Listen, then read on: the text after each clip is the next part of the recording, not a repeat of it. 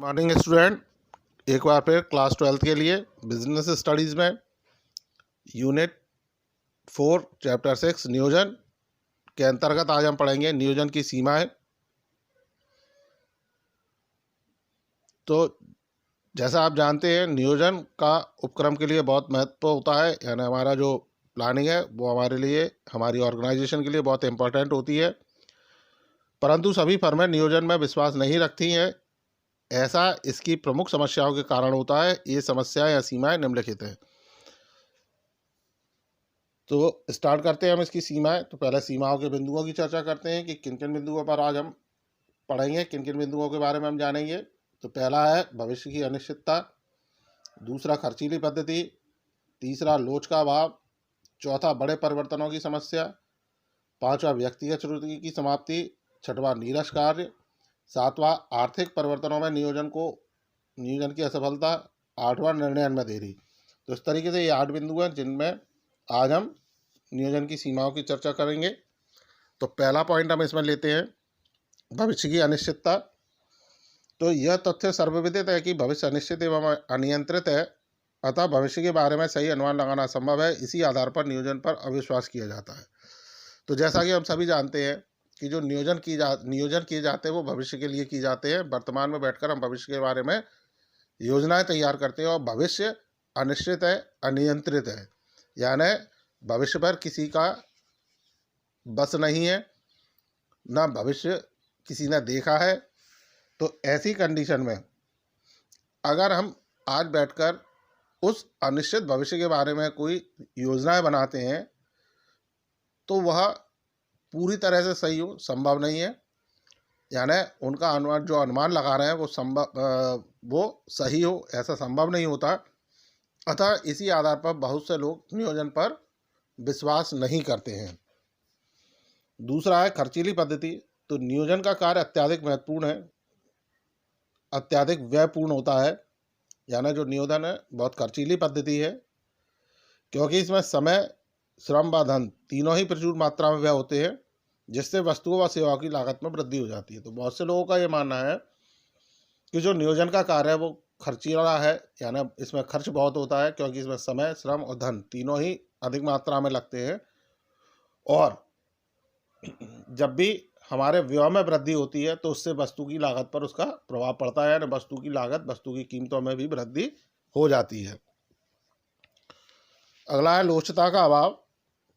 तो नियोजन संस्था में समस्त मानवीय एवं भौतिक संसाधनों का उपयोग के संबंध में एक निश्चित रूपरेखा तैयार करता है, यानी जो नियोजन है वो भविष्य में हमारे जो भी संसाधन है, चाहे मानवीय संसाधन हो चाहे मानवीय संसाधन हो, उन सभी के बारे में एक रूपरेखा तैयार करता है, एक योजना तैयार करता है।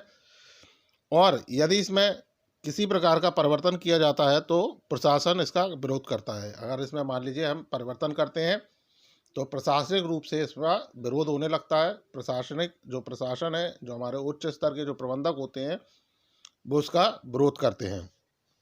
तो ऐसे की स्थिति में इसके अंदर लोचता का भी अभाव पाया जाता है। अगला है बड़े परिवर्तनों की समस्या। तो नियोजन भावी परिस्थितियों में यदि कुछ बड़े परिवर्तन होते हैं, यानी जैसा हमने पढ़ा कि भविष्य निश्चित है, आज हमने प्लानिंग की, भविष्य में इसमें कोई बड़े परिवर्तन हुए, जैसे व्यापार चक्र, युद्ध, सूखा, बाढ़, सरकार परिवर्तन इत्यादि, तो ऐसे में नियोजन हमारा सफल होगा ये संदिग्ध स्थिति में आ जाता है, यानी नियोजन की सफलता पर प्रश्नवाचक चिन्ह लग जाता है, क्या यह सफल होगा। ऐसे में नियोजन पर किया गया व्यय, यानी ऐसे में जो हमने प्लानिंग की उस पर जो हमने पैसा खर्च किया वो सभी हमारा व्यर्थ हो जाएगा, बेकार जाएगा। अगला है व्यक्तिगत रुचि की समाप्ति। अब नियोजन के अंदर सभी कार्यक्रम, यानी पहले से ही सभी रूपरेखाएं तैयार की जाती हैं, सारे कार्यक्रम पूर्व में ही निर्धारित कर लिए जाते हैं। इससे संस्था के जो कर्मचारी हैं उनमें व्यक्तिगत रुचि व पहल की भावना समाप्त हो जाती है, यानी उनके अंदर नई कार्य करने की शक्ति, यानी उनकी पहल शक्ति और उनकी जो रुचि है वो समाप्त हो जाती है, क्योंकि उन्हें मालूम है कि हम अपने मर्जी से कोई काम कर ही नहीं सकते, जो हमें काम दिया गया है वही काम हमें यहाँ करना होगा। अतः वह मशीनों की भांति, यानी मशीन की तरह जो पूर्व में काम उनके लिए निश्चित कर दिए गए हैं उन कामों को करते रहते हैं, जिससे उनके कार्य के प्रति अरुचि पैदा हो जाती है, यानी उनकी रुचि समाप्त हो जाती है। अगला है नीरस कार्य। योजना बनाने का कार्य मुख्यतः विचार करना तथा खाना पूरी माना जाता है, जबकि प्रबंधक सक्रिय कार्य करना पसंद करते हैं, अतः नियोजन उनके लिए एक नीरस प्रकृति का कार्य बन जाता है। तो जो योजना बनाने का काम जो होता है या योजना जो बनाई जाती है वो केवल एक खाना पूर्ति है, और ऐसे में जो प्रबंधक होते हैं वो एक्टिव रहकर कार्य करना चाहते हैं, यानी एक्टिव रहना चाहते हैं अपनी संस्था में। जब वो एक्टिव रहना चाहते हैं लेकिन काम उनको पूर्व निश्चित ही करना है, जो पहले से निर्धारित करना है, तो ऐसी स्थिति में उनका कार्य में मन नहीं लगता, यानी उनके लिए ये कार्य नीरस हो जाता है, बिना इंटरेस्ट का हो जाता है। तो ऐसी स्थिति में वो जो प्रबंधक है वो सही ढंग से कार्य नहीं कर पाते हैं। अगला है अधिक परिवर्तनों में नियोजन की असफलता। तो जिन व्यवसायों में परिवर्तनों को सफलतापूर्वक नहीं अपनाया जा सकता, उन व्यवसायों में नियोजन पर भारी व्यय करने की अपेक्षा समयानुसार निर्णय लेना ही अधिक उपयुक्त समझा जाता है।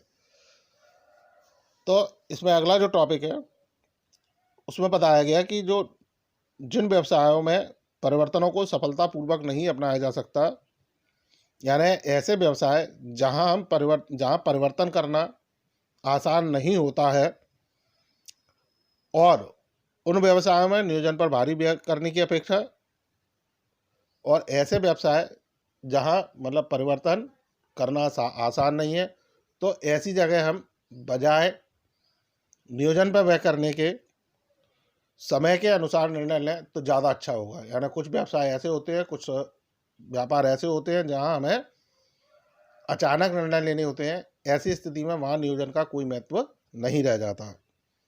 अगला है निर्णय में देरी।